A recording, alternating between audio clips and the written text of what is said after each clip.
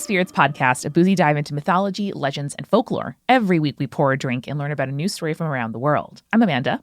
And I'm Julia. And Amanda, we're back with Denial Isn't Just a River in Egypt. It's what we've been doing by keeping an Egyptian mythology series from you on Spirits Podcast. And in this episode, I'm kind of picturing okay, it's a summer evening. It's dark out. It's cool, but it's not cold, you know. You look up and you can see all the stars. And in the distance, you can kind of hear a light breeze rustling the reeds along the Nile, you know? Oh, amazing. Close your eyes. Picture it. It's a kind of beautiful night. And this kind of feels like the perfect way to talk about our next Egyptian god, which is the great god Osiris. Love it. I am so excited. You're describing one of my favorite environments to be in, maybe a citronella candle going at my ankles for all those mosquitoes, but otherwise no notes at all. We're talking about Osiris. I hope that is a name that for you and for the conspirators listening that sounds familiar, because he is, of course, a very important god to the ancient Egyptian cosmology, because he ruled over probably the most well-known aspect of life, or rather death, which is the Egyptian underworld. You gotta. I associate Osiris with reeds. Is that anything? Kind of, because the field of reeds is part of Duat, which is the name for the Egyptian underworld, the Egyptian afterlife, etc. So the field of reeds is probably something that your brain has made a connection between those two things. Nice. But Amanda, how did Osiris become the ruler of the underworld? I don't know, but I bet I'm about to find out. That is a story that we're going to dig into right off the bat. Usually I feed you a little bit of information first, a little background, but not this time, baby. We are digging right into the story. We're going 0 to 60 right away. Let's do it, baby. So Osiris was the eldest son of the earth god Geb and the sky goddess Nut, who we talked about in the Thoth episode. You might remember that Nut was the one who was having trouble having her children. She had that kind of weird pregnancy curse put on her by Ra, and so Thoth was the one that helped her out and added several days to the calendar as well. Very helpful. Now, Osiris was the oldest son from those births, and he was said to have been born wearing a crown. Wow. And was chosen by Ra himself to succeed Geb as ruler of the earth. Now, keep in mind, we talked about this in the Ra episode, but the Egyptians believed that the gods could grow old and die. And so this kind of natural succession of leadership is an important thing for them to establish. Totally. Osiris married his sister Isis, who he ruled alongside over Egypt and the humans, the mortal beings. And together, they kind of ushered in this new age of humankind. Isis was the one who discovered wheat and barley, and Osiris was the one who showed mortals how to grow it. So they were no longer relying solely on just hunting for food. We are creating agriculture. Mm-hmm. Big deal, especially, and we'll talk about this a little bit later, but Egypt thrived as a society because of the fertility of the Nile, but also the kind of invention of irrigation. And irrigation, incredibly important in a desert society for any sort of civilization to be maintained. Absolutely. And I remember in Egyptology classes as a kid, they'd be like, you know what? Look at the map, turn it upside down. It's important because the, Nile River Delta, the sort of most ideal environment for human agriculture is right here. And that's what's most important. And that is the source of everything. Yes, and super important. And we'll talk a little bit about Osiris's association with the Nile and also that cycle of fertility. But first off, creating a different kind of humankind, bringing in a new age of humanity. They also were the ones that were said to create the laws based on Ma'at, which forbade humans from harming one another or behaving unjustly. Very important thing in establishing society, food and order.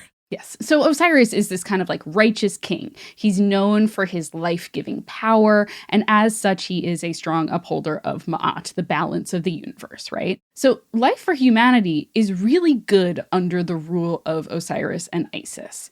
However, Osiris and Isis have several other siblings, but two other siblings in particular who are married to each other. The goddess Nephthys and her husband, the god Set. or Seth.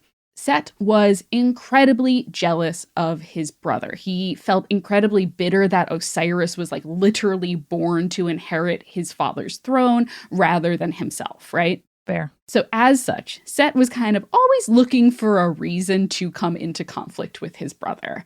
In some versions, this whole conflict that we're going to be talking about, the motive for the escalation is simply that like Osiris kicked Set at some point. Now, Amanda, you have multiple siblings. Yep.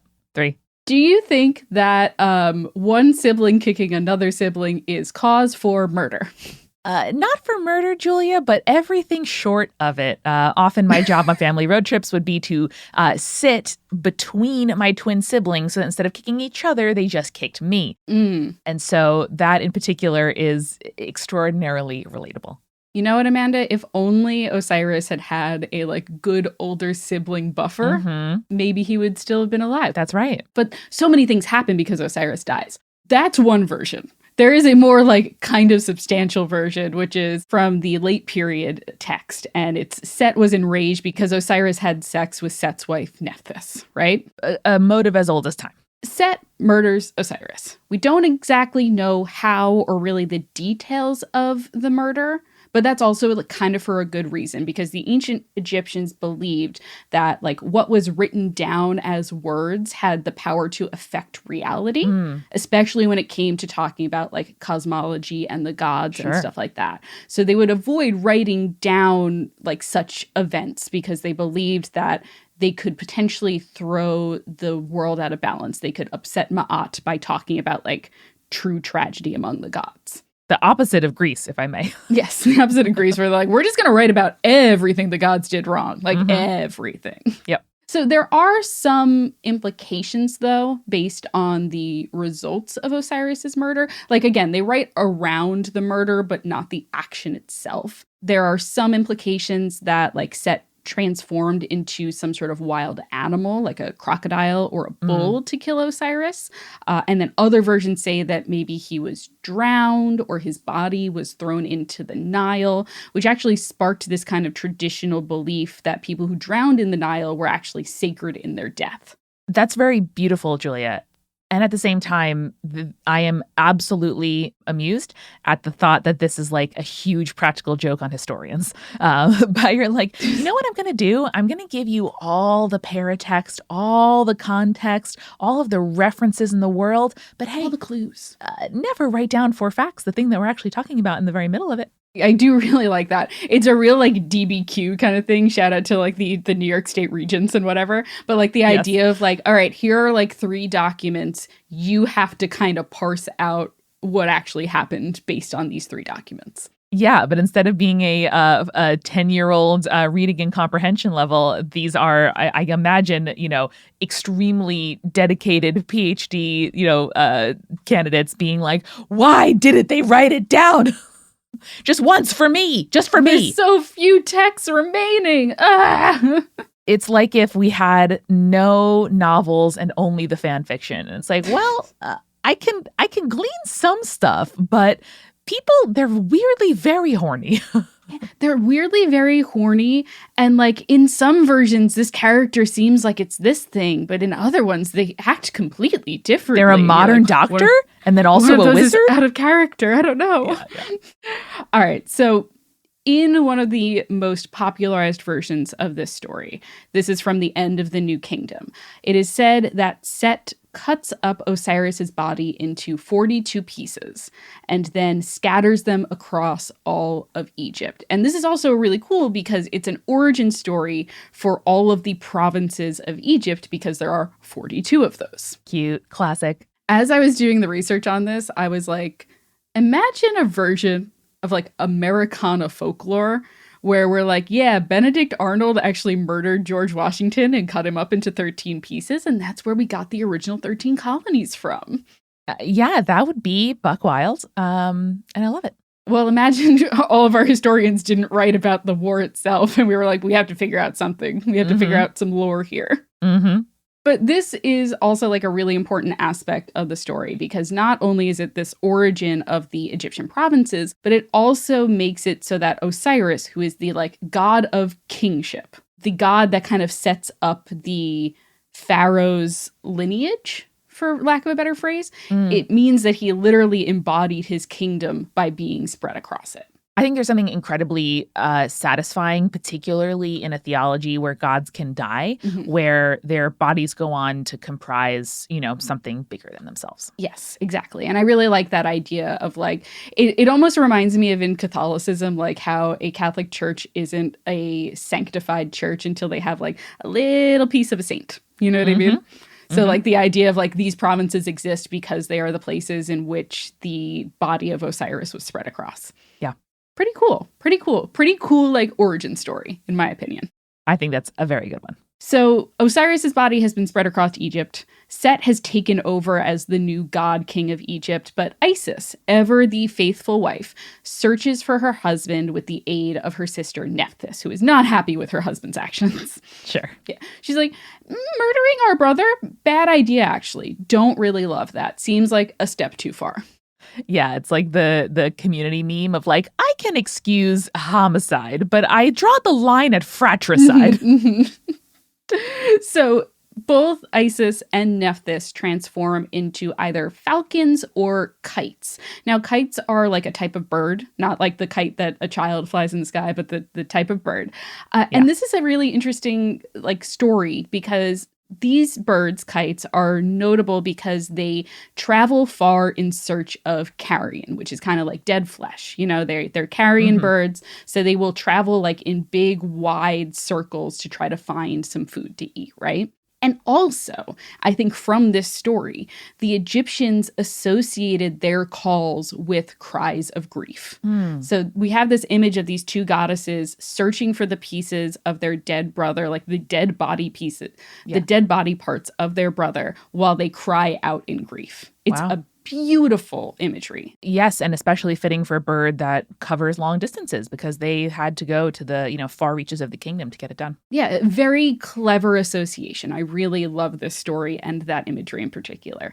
So in the form of these birds, they search for all of the body parts of Osiris that have been spread across Egypt, and they eventually find and restore Osiris's body with the help of the other gods and goddesses, including our boy Thoth, who you might remember was like a god of knowledge, but also like had some ties to healing and medicinal abilities. And then also importantly to this story, and someone who will get his own episode later on, the god Anubis, who is the god of embalming and funerary rites, because Osiris, Amanda, is about to become the first ever mummy. Hey. Isn't that cool? That's extremely cool. And it sounds like a high difficulty level for Anubis on account of that body's all chopped up. And Anubis has never done embalming before, because again, this is the first mummy, and the attempt to restore Osiris's body would become the basis for all of Egyptian embalming practices, because the idea being, much like Osiris, mortals could prevent the decay that follows death so that new life can be found in the underworld, in the afterlife. Metal as hell. Metal as hell. And like a story to explain why this practice is taking place in the first place, which I think is incredible. It's one of those things I always get so excited when we're like, the ties between historical practice and religious practice and mythos, when they all kind of intrinsically link like a beautiful braid. That is my favorite part of studying mythology. Me too. Me too. And reminds us that people are rational and always have been. And we are so good at folding our practices and needs into a cosmological narrative. And it makes me grateful to be able to have that thing where like an animal can recognize itself in the mirror. We have that, but about historiography. And it amazes me. It's truly so cool. There is a little bit more to this story, but I will save that for like our Isis episode and our Set episodes. But what you need to know is that once mummified and made whole, Isis has sex with Osiris. Got it. Who is now like kind of back to the world of the living for now. And they together conceive Osiris's heir, which is Horus. And again, Horus is huge to what the Egyptian cosmology is. But again, we'll get there when we get there.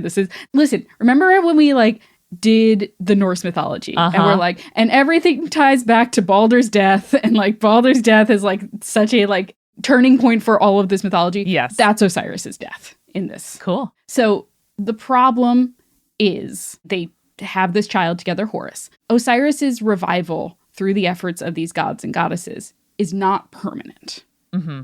So he has to occupy the afterlife and the underworld. And from this point on, he is referred to as the ruler of Duat, which is the realm of the dead. Sure, that makes sense. And what a gift, like what a thing that so many people would yearn for is some more time to wrap up your business and then move on to what's next. Yes. And like there haven't really been any like major god deaths in Egyptian mythology, in like the timeline of Egyptian mythology yet. And so I think by trying to bring Osiris back, we are kind of establishing the order in which the afterlife happens. You know, we talked a lot in the Thoth episode. We talked a lot in the Ra episode. We talked a lot in like talking about Ma'at, right? About like what the afterlife looks like.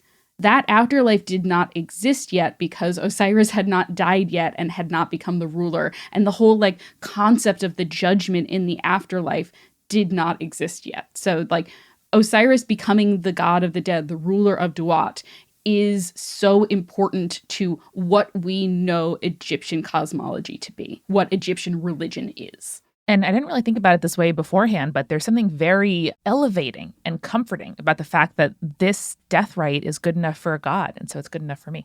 Exactly. And it's like this idea, remember, like we talked about this in the Ma'at episode a little bit, but it's like the laws of the gods are also a reflection of the laws of humanity. If the gods have to follow these rules, so do mortals and vice versa, which is, I think, is really important. And again, this all about this balance in the cosmology of ancient Egypt. So yeah, very, very cool. And Osiris, in dying, he becomes this ruler of the underworld, the afterlife, Duat, and in doing so becomes a source of life for all, so that even then they can have life after death. You know what I mean? Totally. And so becoming the king of the dead, he becomes the judge of the dead as well. And now that we kind of know all of this, we can really dig into the details of how he was represented in ancient Egyptian culture. But before we do that, Amanda, gotta grab our refill. Let's do it. Hello, it's Amanda, and welcome to The Refill. I know this is a week or weekend coming up where a lot of us in the U.S. at least will be taking kind of our first like bank holiday of the summer. So I am feeling refreshed. I am feeling springy. I am feeling like summer is on the horizon, and I hope all of you are feeling that too. Now, normally this is where I would welcome the new patrons into the show, but there have been no new patrons in the last week. People, what's going on? What are we doing wrong? Are you not excited for all the things that are to come, for the incredible episode with Mel last week and this incredible episode right here? Come on. If you have as little as $4 a month, or maybe you just want to like one time, you know, like not buy, let's see, like on sale skirt that you like want to like, but instead you're going to buy it because it's on sale. And then later, you know, look at it in your closet 2 years from now and be like, oh shit, I shouldn't have gotten that skirt. What if instead you got an entire year of Supportive Spirits podcast? Okay. You can get 2 free months when you sign up for a annual membership at patreon.com/spiritspodcast. And we are so excited about the stuff we're bringing you in the next few months. We just had a big meeting about it. And honestly, I can't wait. So you should get on that. Join us at patreon.com/spiritspodcast. Thank you as always to our supporting producer level patrons, Alicia, Ann, Ariana, Ginger Spursboy, Hannah, Jack Marie, Jane, Nieselkins, Lily, Matthew, Captain Jonathan, Malachi, Cosmos, and Sarah, and our legend level patrons, Audra, Bex, Chibi Yokai, Jeremiah, Michael, Morgan H, Sarah, and VMEF Scotty. That's patreon.com/spiritspodcast. It is time for my recommendation, where generally we tell you about movies, TV show, music we're enjoying. And sure, you know, you don't want to hear me talk about Stardew Valley again, or watching my husband play Balatro, all of which is really fun. I have to recommend Big Salad. You might think, Amanda, that's just a salad. No. It is where you use a metal prep bowl, like the kind you might see if you go to like a salad place and they build it and then like chop it all up. Big salad bowl. Okay. You put the dressing in on the bottom. That's the pro tip. Normally I like a little like mayo ketchup blend with a little vinegar. And then you just throw in like whatever in your fridge you have and you want to use up. But the important parts here are that you have acidic, you have creamy, and you have crunchy, okay? Those are the 3 things that are going to have you coming back for more and enjoying your salad instead of just being like, uh-oh, my dinner is leaves, like I'm a bunny rabbit, which is how I sometimes feel.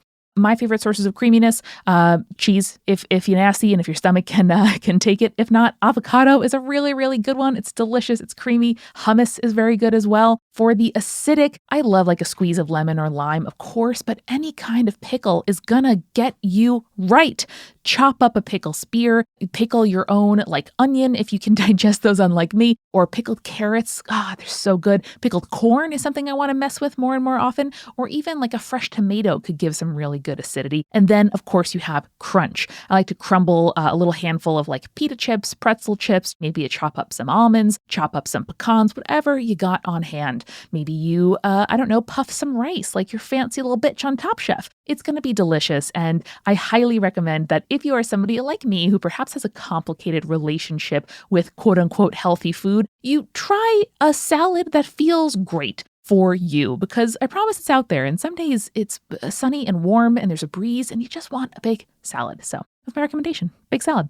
Now, Bren has been making and Maddie has been posting incredible clips of episodes recently on TikTok and Instagram and Twitter. I love them. My mom has told me, quote, I don't listen to your show, but you look great in the clips, Amanda. So, hey, if you are like my mom or you maybe want to get a friend on board, maybe there's a joke from the episode you particularly like, we would love if you use these clips as a way to share the show and get friends into it. They're on Spirit's Instagram and Twitter. That's Spirit's Podcast. Or if you're more of a TikTok person, we are also posting them to the Multitude TikTok at Multitude Shows. This week at Multitude, Julie and I are doing a bunch of planning for the MultiCrew, which is a membership program we have here at Multitude to support the new work Multitude's doing. So we bring in new shows, we make free resources for people. Every month, we do several hours of free consulting for people who have been historically excluded from audio on like career and creative guidance. All that stuff doesn't make money, and it's possible that we do it because of the support of members of the MultiCrew. In exchange, we try to do cool stuff for you. Like we have a free Discord anyone can join, but MultiCrew members have their own special exclusive corner to hang out, and monthly events where you get to hang out with us, the hosts, just like on a Discord call, hanging, chilling, answering your questions, and having generally a great time. It's one of my favorite things to look forward to every single month. So if you are a fan of what we're doing, if you want to help make sustainable independent careers in media a little easier for us to do, join us at multicrew.club. And finally, this podcast is sponsored by Marley Spoon. I did a lot of meal kits when I was first kind of learning how to cook on my own. And I was like, oh, I can pair like a jam or a preserve with a meat. I can do like a glaze on a piece of fish. I can, make kind of like little tacos with some like shredded beef or chicken or whatever. But I'm at a different level now, I want to get challenged to try recipes that I normally wouldn't try on my own. And so the fact that Marley Spoon has recipes like gyro. You can have chicken gyro, which I would never think to make on my own. They have like a beef and broccoli, a thing, again, I would not attempt to make on my own. A crispy chicken and snap pea salad. God, that was so good. I would never pick up snap peas at the grocery store and just be like, yeah, this is the basis of my dinner tonight, much less pair them with chicken, but it was so, so good. And a lot of the recipes are completely customizable. So if you are looking for vegetarian meals, family-friendly, dairy-free, pork-free, whatever it is that you are looking to cook with, Marley Spoon has the food that you want to eat.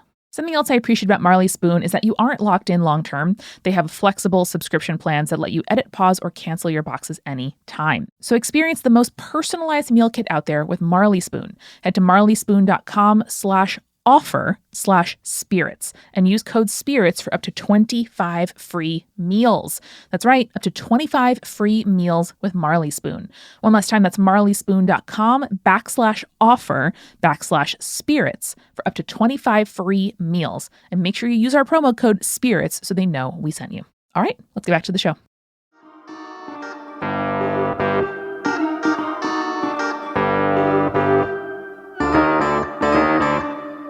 Amanda, we are back, and for this cocktail, since Osiris is the first mummy, I chose a cocktail that was, in fact, designed for the anniversary of Brendan Fraser's The Mummy movie. Incredible. But I liked it enough to include it, and also it features my favorite ingredient of all time. Say it with me. Green chartreuse. Green chartreuse. So this is kind of a twist on a last word. It is gin, lime juice, honey syrup, green chartreuse, orange bitters, and then like a little bit of mint that you can either muddle or you can just use as a garnish. But Amanda, you're probably like, okay, so that's like the mummy. How does this like fit Osiris specifically, though? Well, I'm going to tell you a little bit more about him, and you can be the judge whether or not it fits. In the meantime, I'll be drinking another couple of these. They're delicious. Woo! All right, so let's talk about how we can identify Osiris in art and carvings. The thing that we need to know is Osiris is almost always portrayed as being mummified, which makes plenty of sense given the fact that we learned about that in the first half of the episode. He is usually seen wearing an atef crown, which is a crown that is made out of 2 ostrich feathers that kind of either like curl or curve at the top. So it's like strong, like tall crown and then little curl over this way. Adorable. It's also really interesting because I think that the ostrich feather is also the basis of Ma'at's feather. So there is that tie as well of the like keeping the balance and also the judgment of the dead. And, you know, everything's kind of connecting together here. Incredible. So he's also usually shown holding a crook and a flail with his arms crossed, kind of in that like classic mummy style. You know, anytime you've seen a mummy in real life or in fiction, they always kind of are mummified that way. Yes. I do know what a crook is, like a sheep's, like a shepherd thing. But what's a flail? A flail is kind of like a handheld whip kind of thing. Got it. And so mostly it's good that you mentioned the sheep thing. So the crook and the flail are supposed to symbolize his role as a ruler and the shepherd of the people. Ah, there it is. So his skin is portrayed as a decayed either green or black, again, indicating that he is in fact dead. Nice. While there are other gods that we'll talk about that are associated with like death and mummification and embalming, like Anubis, Totally. Osiris kind of supersedes all of those other gods. Like there are a lot of funerary gods. There are a lot of gods that are respected and worshipped as part of the funerary and mummification cycle. But Osiris is the ruler of the dead. He is king shit when it comes to the underworld.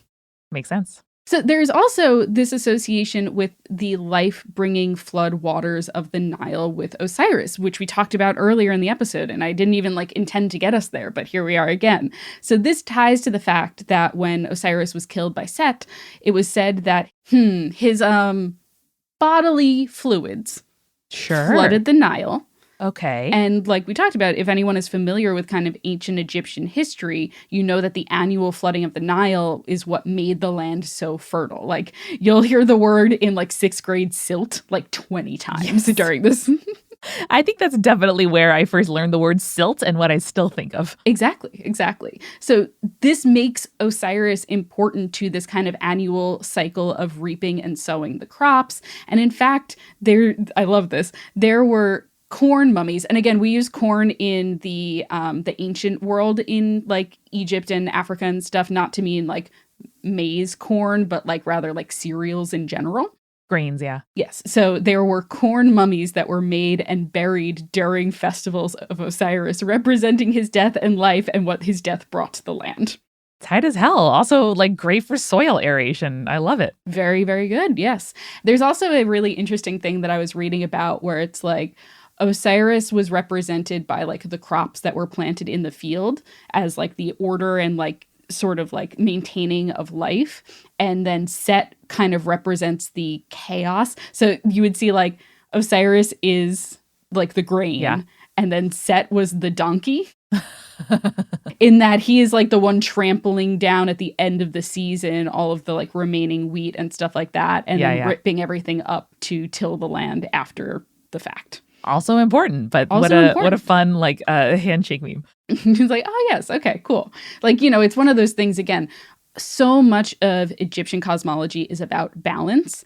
And so like while Osiris is order, Set is chaos, but you can't have order without also having chaos to balance it out. Hey, Julia, they were found it important enough and difficult enough to like make it a point to embed in their cosmology many, many years ago, and still difficult for me to wrap my head around. Human beings have always been human beings. Human beings, always been human beings, and we'd love to see it. So we've got all this information on Osiris, but how did the ancient Egyptians kind of go about worshiping him? And like, where did he kind of come from historically? The problem with Egyptian mythology and understanding like Egyptian cosmology and religion and stuff like that is there are not a ton of surviving resources or surviving documents for us to like really dig super into. So historians kind of have a wide range of ideas about where his origins come from. Mm-hmm. So some of them believe that he was a pre-dynastic king who was deified in death. Some thought that maybe he was originally like a jackal god from a pre-ancient Egyptian society. Some even think that he might have been like a mother goddess that was then like transformed into a man and like, you know, that sort of thing. Wow. So what we do know is that he became most prominently worshipped during the 5th dynasty, which was around 2494 to 2345 BCE. And during this time, he kind of took over the roles of these other funerary deities. So much like I said before, in terms of like, you know, there are a lot of gods that are associated with death and funerals and mummification and stuff like that. Mm-hmm. At this point, Osiris was superseding all of them.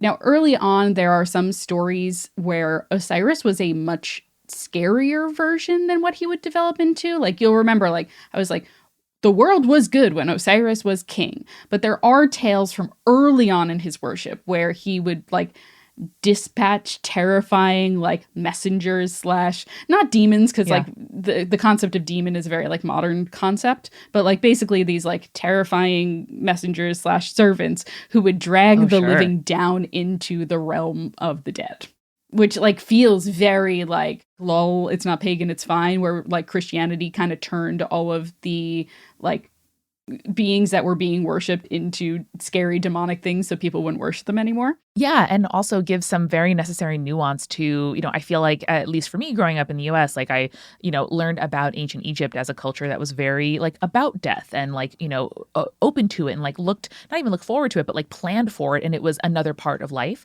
But it makes all the sense in the world to me that like, A, that's not always true of like a, you know, 3,000-year-old, you know, historical empire. And B, that there is some variation there, that, you know, there are elements of it that are scary. There are elements of it that are dragging us in too soon. Yeah, and also like keep in mind that a lot of the Egyptian, like Egyptology that we learn as like kids in elementary and middle school and sometimes high school is based on like very late period texts. Like a lot of the sources that we have from Egypt and talking about like ancient Egypt religion are from like the period in which the Greeks had already kind of colonized there. So like you have to take a lot of like what we learned as the quote unquote truth about ancient Egypt with a grain of salt, because a lot of the sources that are being quoted are from an outsider's perspective. Totally. So we have that kind of scary version, but it's later that we get this more benevolent version that begins to emerge. That version where Osiris gave agriculture to people, established law and order. This version that we kind of saw at the beginning of the episode. But the Book of the Dead, that's one of our latest sources that we have of the funerary texts. We see Osiris has been enthroned in the Hall of the Two Truths, which is where he oversees the judgment of the dead, something that we will be touching upon in many future episodes, I'm sure. But there is a prayer from the New Kingdom that actually refers to Osiris as the greatest of all gods, because in the end, all Egyptians come to him to be judged. Which I think is like, yeah, it's like the more modern phrase of like, oh, death is the great equalizer. Yeah. And you do see that in like later Egyptian texts as well, where it's like, yeah, when everyone is dead, everyone has the same level of judgment and also the same level of like divine afterlife. Very cool. So he is, of course, this kind of very just judge, and he's seen as the savior of the dead. And there is another like late story also from the Book of the Dead in which Osiris and Atmun-Ra speak about the fact that like someday the world is going to end and they're all going to be kind of isolated in this eternal darkness. Which is also really interesting because this is one of the stories that really gives us an idea of who Osiris is, like personality-wise, which is not something we get a lot of in Egyptian mythology. Like the gods are like the gods. Like they are sometimes clever, they are sometimes wise, and like their characterization can really depend on who's telling the story. But at this point in a later story in the Book of the Dead, Osiris is kind of like this melancholy figure. He's mostly isolated from the other gods. He is shown to kind of despair in the loneliness of his realm, and it's really a really interesting characterization in my mind. I mean, it makes all the sense in the world to be the first being to go through death and be, either alone or like lonely in the afterlife. But you're right. Like, that's not a humanity that I think I would expect of Egyptian gods from what we've learned so far. Yeah, I think it's super interesting. I really like this. But so he's having this conversation about the end of the world, the end of the universe with Atman-Ra. And Atman-Ra points out to Osiris that, like, even when the world ends, the two of them are going to survive as the world kind of gets reverted back to this primeval ocean of chaos from which it rose. And he's like, don't worry, my guy. Like, we're going to turn into serpents and no gods or men will be able to perceive us. And Osiris is like, okay. Yeah. Sounds very specific. I don't know if I want that, but like, all right. He's like, okay, I guess that's cool, I guess. But I love this idea, this kind of like lonely, melancholy Osiris. Like, and especially like, imagine he's been separated from his wife all this time. Yeah. And he never really gets like a chance to spend time with his son because he has to go into the land of the dead before he really gets to know him. It's I can see where the characterization comes from, certainly. Absolutely. And, honestly, when I'm at my most overwhelmed, the idea of being just like a snake in the primordial ooze and no one can perceive me. Pretty nice, honestly. Not bad. Kind of good. Not bad. All right, we're going to finish out this episode with our favorite section, as always, Poetry Corner. Hey! All right, so this is some Egyptian religious poetry as translated by the Egyptologist Margaret Murray, who was actually the first woman to be appointed as a lecturer in archaeology in the United Kingdom. Hey, also love an Egyptologist with a Irish name like Margaret Murray. Yeah, I was going to say, so this translation, take it with a grain of salt because it is both dated and also just a white woman's doing it. So sure. All right, here we go. I have two sections here. So we'll start with one and then we'll go into the later section. All right. Great. King of the netherworld, ruler of the hidden place, conqueror of heaven, on whom the Atef crown is set, who appears in the white crown, who has grasped the crook and the flail. Great is thy renown, for thou art the great one of the Uret crown. In him is united every god, and love of him is in them. O good being, who is from everlasting unto everlasting. Hail to thee, chief of the Westerners, who fashions mortals anew, and who comes to us as a child at his own time. A note real quick, chief of the Westerners is not talking about like the physical, like, West as we talk about it nowadays, sure, but rather the idea that the afterlife is in the lands of the West. Like the idea sun's got to rise in the east, sets in the west, sail across the sky and set in the west. Exactly. And so that is where the sun goes when it sets in the west, is to the lands of the dead. I'm kind of obsessed with Westerners as a euphemism for the dead and dying. I really like that. Isn't that nice? I like it. Completing a journey. All right, here is another verse. It's a later verse, so it's really cool. Like I looked at this book of poetry and I picked and choose what I wanted to talk about. But there are a lot of like cool call and response like poems and prayers and stuff. Just the format changes a lot in terms of these poems, so I picked some of my favorites, but here's one of my favorites here. Shout aloud, ye people who within the temple stand, glory to omnipotent Osiris. Blazon forth his triumph till his splendor fills the land, honor the living god Osiris. Secret is his nature, and his ways beyond our ken, ancient yet a babe is great Osiris. As the moon he watches and divides the months for men. Times and seasons wait upon Osiris. When the sun god passes to the realm of death and night, monarch of that land is Osiris. When he comes in glory in the glowing morning light, throned on high beside him is Osiris. When the river rises, bringing happiness and mirth, as the joyous Nile we hail Osiris. Giver of the harvest and creator of the earth, all we have and are is from Osiris. Women hymn his triumph. Let your voices, men, ring out. Cry aloud, all creatures of Osiris. Thunder forth his praises in one vast triumphant shout. Glory to the risen Lord Osiris. I absolutely hear some Church of England, early 20th century language here. Yeah. But that's beautiful. It's so lovely to call him a living God. My skin tingled when you said that phrase. Yeah, and I think that, again, we have to take this with a grain of salt because it is very coded by Church of England. I mean, or all just translations, right, are like of their translator and of their moment. Exactly. But I think it is really interesting because, I do see some sort of Christianity Jesus parallels in the way that they describe Osiris as well. This idea of and I didn't see anything in the research that researcher Sally sent us or anything like that, but this idea of ancient yet a babe is Osiris. This idea of he died, not for our sins, but he died in order to give us life and create that kind of cycle of regeneration. So I can see why the Egyptologists of Christian background were very into Osiris. 100%. And yeah, I mean, this is all of a similar, place on the earth, arising, around similar times from people with similar problems and priorities. So it as always makes sense to me that there are lots of primordial snakes. There are lots of regenerating god baby kings who are also have been dead. It's always, each is distinct, each is unique, and human beings gravitate toward similar stories and saviors. And I think that is something that makes me really, humbled to relate to so many billions of people in that way.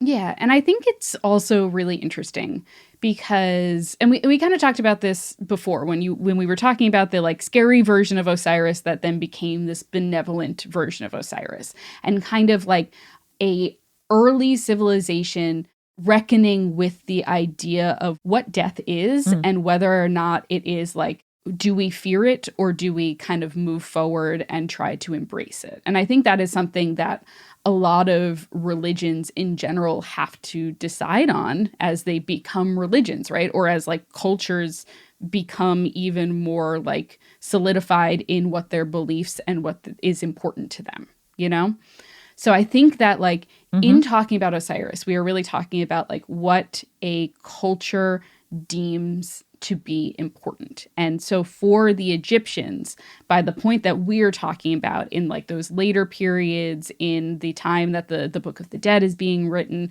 by the time that the Greeks show up and colonize in Egypt, we are talking about a society that genuinely does not fear death, but rather embraces it as this part of this cycle. And in talking about this idea that the Egyptians, and I touched on it briefly, but the Egyptians believe that the world will end. At some point, the universe will turn back into the primordial chaos from which it all came.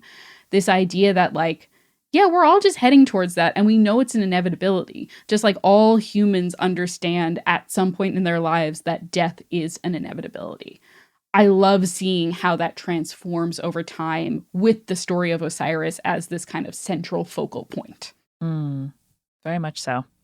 And I'm really left with this image of, the sun journeying across the sky as Osiris, did in his life and is again perhaps on the, the dark side of the earth below the horizon. And no one's really sure how close we are to the horizon. And if you've ever been on a boat, if you've ever been driving on a highway where the sun is ahead of you sinking down into the road, you don't know exactly how close you are to that edge, but someday it'll be there. And in the meantime, I think we can do what we can to enjoy that journey. Yeah, I 100% agree. I'm really glad that we've gotten to Osiris at this point in our series. Like I said before, he's the real Balder of Egyptian mythology. So much of the basis of the mythos in ancient Egypt revolves around the story of Osiris and his death. And now we can really get into the nitty gritty of it all. I think we're going to have some fun from here on out for sure. And by nitty gritty, I mean we are going to be getting into one of the head bitches in charge in our next episode of Denial Isn't Just a River in Egypt. It's what we've been doing by keeping an Egyptian mythology series from you on Spirits Podcast, the goddess Isis. Hey, all right. Can't wait. It's going to be fun. It's going to be fun. But until then, the next time your body is cut up into a bunch of different pieces and spread across the land, remember, stay creepy. Stay cool.